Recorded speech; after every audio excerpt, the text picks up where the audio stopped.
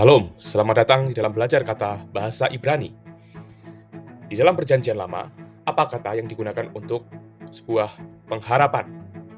Salah satu kata yang digunakan di dalam bahasa Ibrani adalah yakal. Kata yakal muncul sebanyak 40 kali di dalam perjanjian lama. Apa arti kata dari yakal? Kata yakal diterjemahkan menjadi pengharapan, tetapi juga diartikan menanti, to wait for.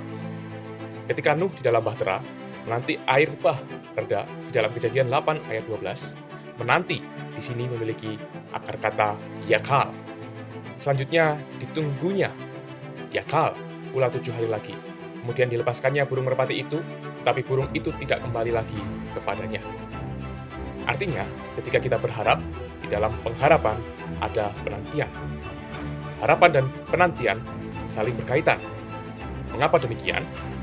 Biblical hope waits because it trusts, and it trusts because it waits. Ayub misalnya, di dalam penderitaannya juga menanti, yakal, yaitu di dalam Ayub 14 ayat 14. Kalau manusia mati, dapatkah ia hidup lagi? Maka aku akan menaruh harap, yakal, selama hari-hari pergumulanku sampai tiba giliranku. Maka, penantian itu juga harus dengan kesabaran. Ketika Saul menantikan Samuel di Gilgal, ketika terdesak, sebelum mempersembahkan korban bakaran yang tidak berkenan di hadapan Tuhan, yaitu di dalam 1 Samuel 13 ayat 8, kata menanti juga memiliki akar kata yakal. Ia menunggu, yakal, 7 hari lamanya sampai waktu yang ditentukan Samuel. Tetapi ketika Samuel tidak datang ke Gilgal, mulailah rakyat itu berserak-serak meninggalkan dia.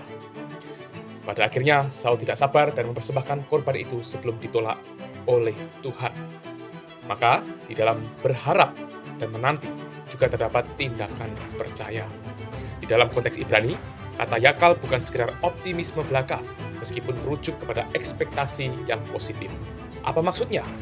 Kata yakal berarti berharap kepada dasar yang kuat, bukan pada kekosongan, yakni berharap kepada pribadi, yaitu pribadi Allah. Jika demikian, pengharapan bukanlah sekedar impian yang semu, karena pengharapan tersebut ditunjukkan kepada Allah, yang adalah Allah yang berpribadi. Yakal berarti percaya penuh bahwa Allah yang adil dan benar akan datang untuk menyelamatkan dan menolong umatnya di masa yang telah ditetapkannya.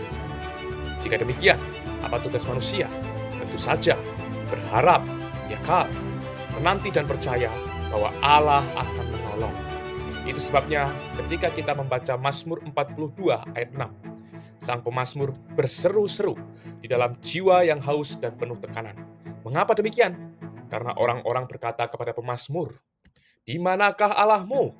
Tetapi pemazmur menjawab dengan penuh pengharapan, "Mengapa engkau tertekan, hai jiwaku, dan gelisah di dalam diriku?" Selanjutnya ia berkata, "Berharaplah, Hohili, kepada Allah."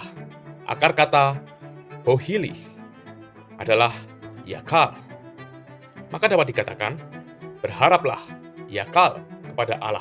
Ia tahu bahwa pengharapannya ada di dalam Allah, yakni Allah yang adil dan benar, yang akan menyelamatkannya dari kesesakan. Maka di dalam ratapannya, pemazmur menantikan Allah dengan sabar dan yakin penuh sampai Allah menolongnya. Mengapa demikian?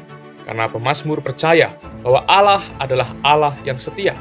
Itulah sebabnya apa yang ia harapkan mendorongnya untuk bersyukur. Setelah itu pemazmur bersyukur kepada Allah, sebab aku akan bersyukur lagi kepadanya, penolongku dan Allahku. Pemazmur tahu Allah pasti menolong meskipun situasi tetap sama atau berubah, tapi ia akan terus berharap. Jika kamu orang Kristen, apakah kamu masih memiliki pengharapan di dalam Tuhan?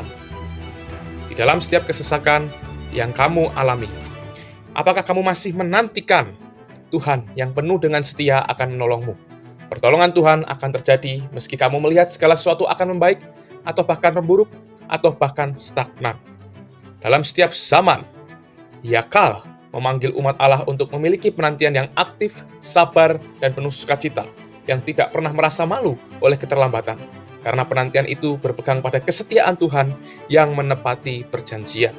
Maka Ia memerintahkan kita, berharaplah dan nantikanlah, yakal, pertolongan daripada Tuhan. Kiranya Tuhan memberkati kita semua. Shalom.